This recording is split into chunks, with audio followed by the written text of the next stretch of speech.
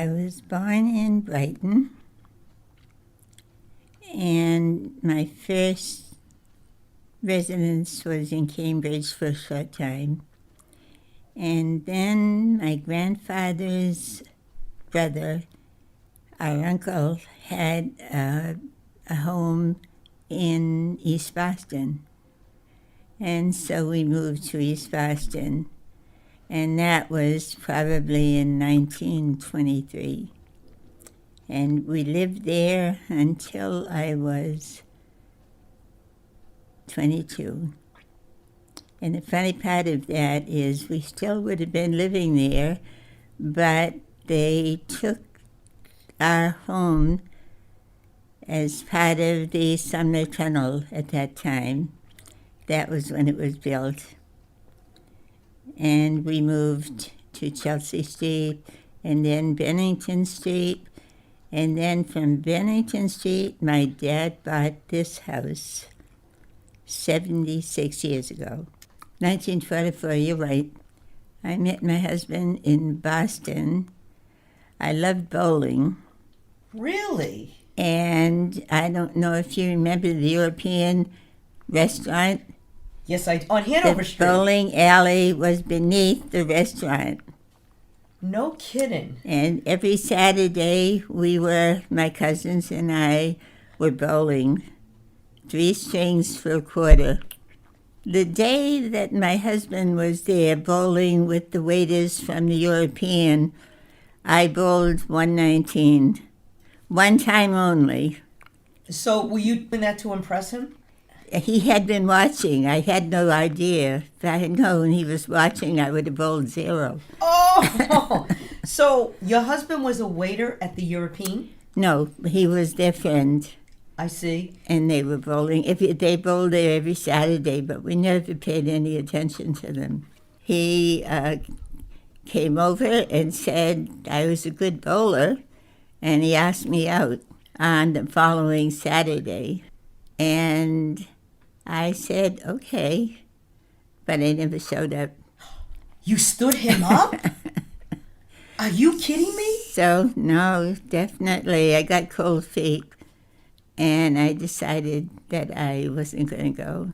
So the following Saturday, my cousins Mary and Rose always bowled with me, and I felt bad, and I went over and I said, I want to apologize for not coming. And he said, oh, you didn't come either? And I said, oh, I don't owe you an apology. It's really, he didn't show up, or was he just being polite? He was being polite. This time he wasn't taking any chances. And he said, how about you taking your cousins, and I'll bring 2 friends and we'll go bowling. Oh, beautiful. So it was like a triple date. Yeah. So that I couldn't get out of. He was a terrific bowler. He was incredible. They used to gamble with their bowling, and he always made out. Was he handsome? I think so. Oh, he has good-looking kids. Very good-looking kids. Very good-looking kids. Okay, so how long did you date John before you tied the knot, you got married? Well, this is during the war. So we both worked at the Navy Yard. And then he left and was drafted immediately. So I worked at the Navy Yard by myself for 2 years. Were you married when he went off to war, or were you boyfriend and girlfriend? We were definitely married. You were married when he went to war? He called me up. I was working at the Navy Yard and in the music store also. He called me in October and said, let's get married in January, because he was going to have a week off from the Army. He was going to get leave. And I said, oh my God, that's not really a lot of time to plan a wedding. But we did it. It was at the home in those days, and we had about 50 people. That's a nice crowd. In the house, yep. Beautiful. And we went to New York for our honeymoon, and there he told me that he wasn't sure that he was having a week. He had made that up. You, oh my goodness. So he tricked you. And the way he got the week was he told, I shouldn't be saying this, he told his sergeant that my father had hired a hotel and a dinner and everything, and we'd lose all that money, so he got his week. Well, he knew if he went off to war, we probably would not have got married. He just wanted to make sure. So now you're married, and you have 8 children? Beautiful ones. I mean, that's a lot of work. Not really. There's an old proverb that says, little children, little problems, big children, big problems. How many years were you married to John before he passed away? How many years did you have him? It would have been 50 years in January, and he died in June. And what is your secret being married to one man for that many years? Number one, I would say having a lot of patience and trying to understand each other, which isn't always easy, but we tried hard. Beautiful. Dave's waving his hand. Respect, patience. So yeah, you said patience and respect. You have it on your wall. Is that there on your wall for a reason? No, my oldest son sent that to me. She has this poster in the kitchen. It's called Instructions for Life. So what is one of her favorite quotes? My favorite one is, a good relationship is one in which your need for each other does not exceed your love for each other. Joni? Dalai Lama. There's 19 instructions for life, and she added 2. Mom, why is the respect and patience written underneath? Those are very important. Let's talk about your time here in Somerville. What is something that you are very passionate about living in Somerville? How has Somerville served you? This is a great city. I would say for a long time with the big family, I barely got out anywhere. I was mostly at home all the time. And I don't know how it came about, but I joined ESCA, which was East Somerville Citizens for Action. I volunteered at first, and then we were a group in East Somerville that wanted to see a change in what was happening in City Hall. And Peabody House backed us up, gave us the office on Franklin Street, and Louise DiNucci and I volunteered at the time.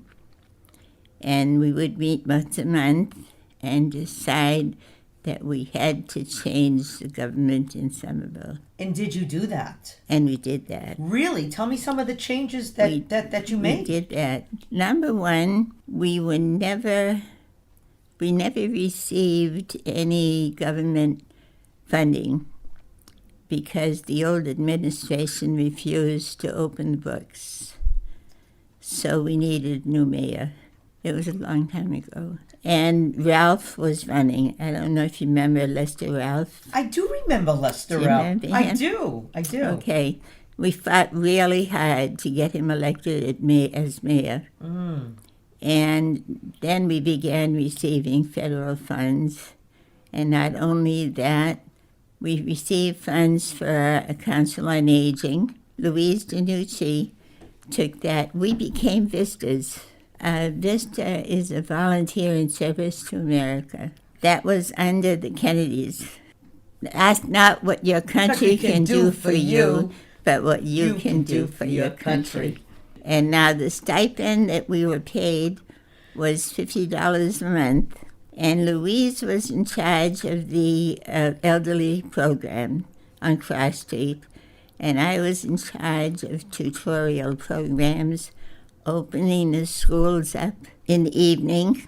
We worked really hard on that.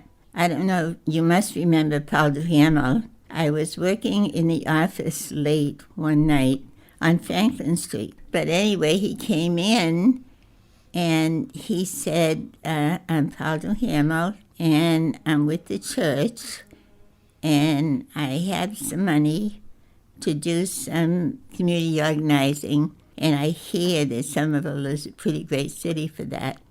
And I said, we are indeed, we can use your help. And he said he had only enough money for his salary, and that's it, nothing else.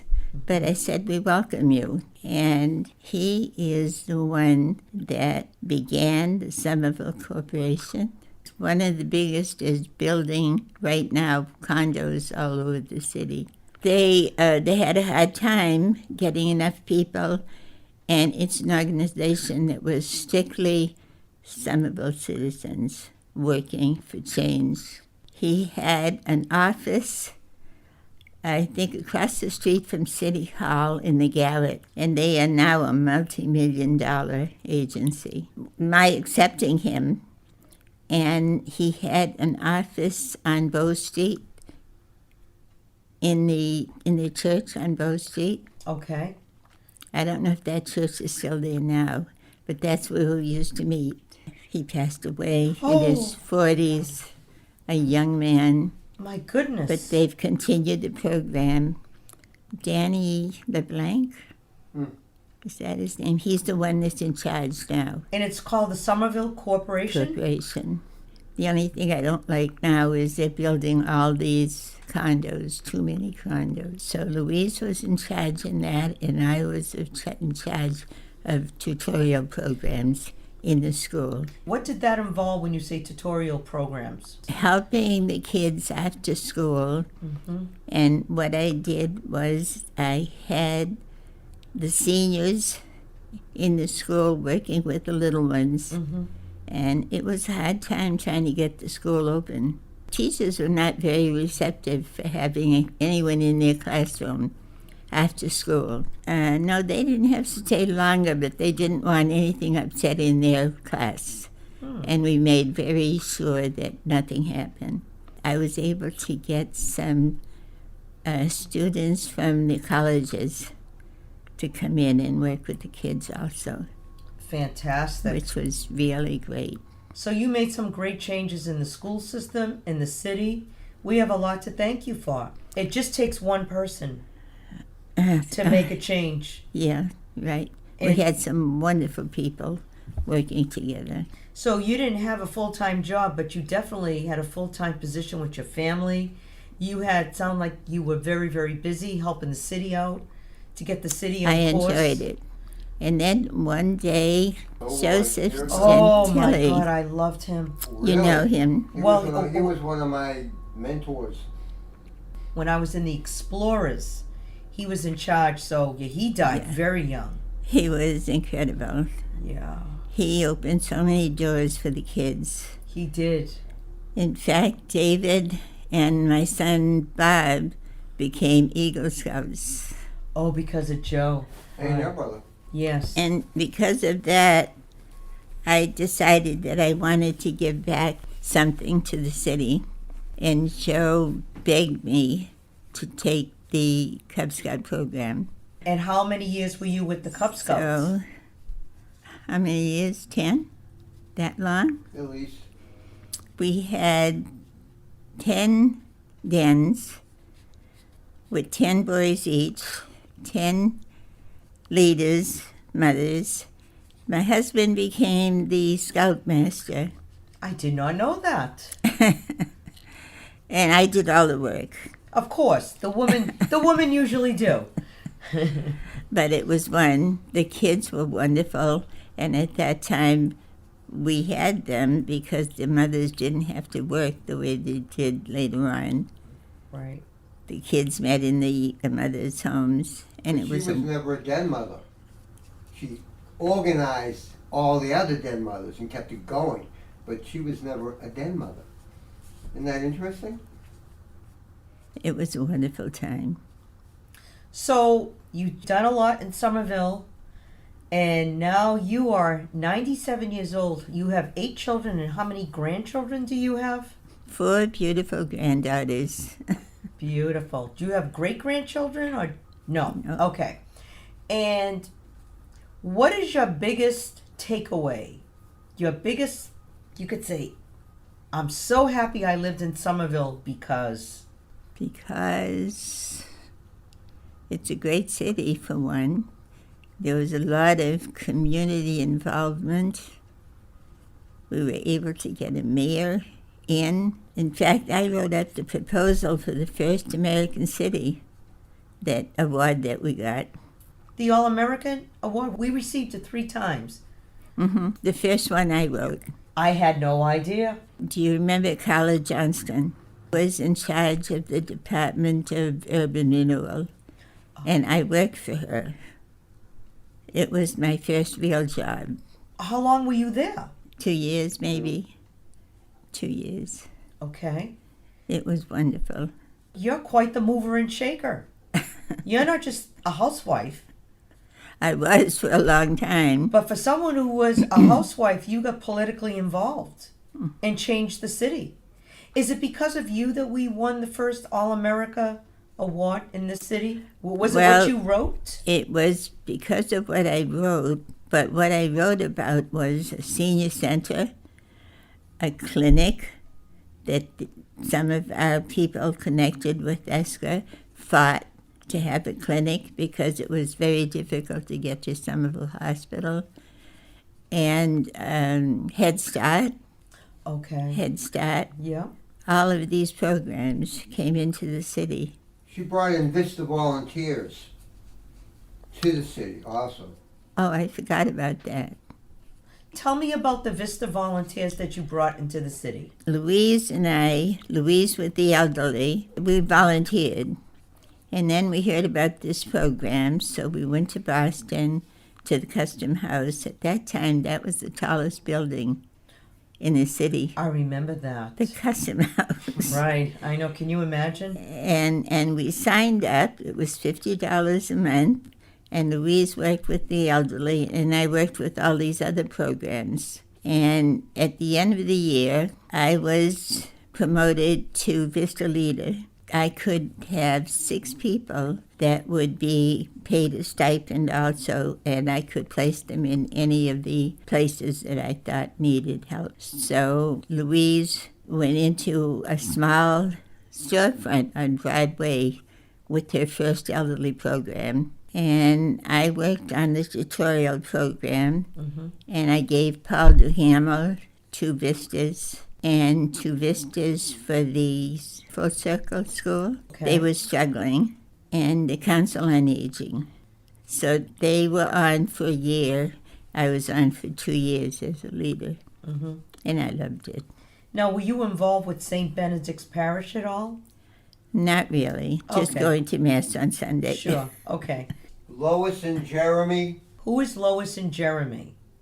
I hear your son saying Lois and Jeremy. they had a teenager thing going in Esker. Lois and Jeremy. Oh, we fought so hard to have a teenage program for kids. Oh, and I was on the board of EMAC, that's the one, the Community Action Program. In fact, that leads to another story. Okay. Let's hear the story. Absolutely. We were associated with Malden. I was on the representing the poor on the board. And from that, I went to representing the city of Somerville when I was working for Carla Johnston. Okay. And there were some financial problems with the director of EMAC, and he was fired. And the board got together to decide who would be the new director, and I was amazed. I was chosen as the director I'm not surprised. of the community action. The one thing that upset me very much were the headlines in the Medford newspaper on the front page that said, "Mother of 8 elected director of EMAC." Why is that so bad? I think that's fabulous. Have you ever seen a father of 8 elected as a director? No. No, no. That was why. I mean, but it shows that you're like a superwoman. I was. I mean, you could I do was- this and you could do that. It's pretty Yeah. huge. So we were in deep trouble. The director, but he was fired anyway, and the situation was really bad. We were in danger of losing our funding, and I had the secretary there, Phyllis Chambers, was an unusual and a wonderful person, very dedicated to the city, and she helped me in a lot of areas that I was not that familiar with. And we got our funding restored, paid all the Beautiful. debts. What happened was he wasn't paying taxes, and that's the worst sin that you can commit. Yes, some people like to take shortcuts. We're going to wrap this up. What would you tell young people coming into Somerville today? What would be your words of wisdom? I would encourage them to make sure they got an education. The point I'll make for that was I was hired because I did not have a certificate from college. The director was paid $23,000, and when I became the director, I was paid $15,000. Oh, that's not fair. And it works great with my granddaughters. I told them that story, that little bit of paper that showed the extra education they Right. had was worth all that money. Well, you heard it here from Fran Caruso from Lincoln Street. Thank you so much for taking the time.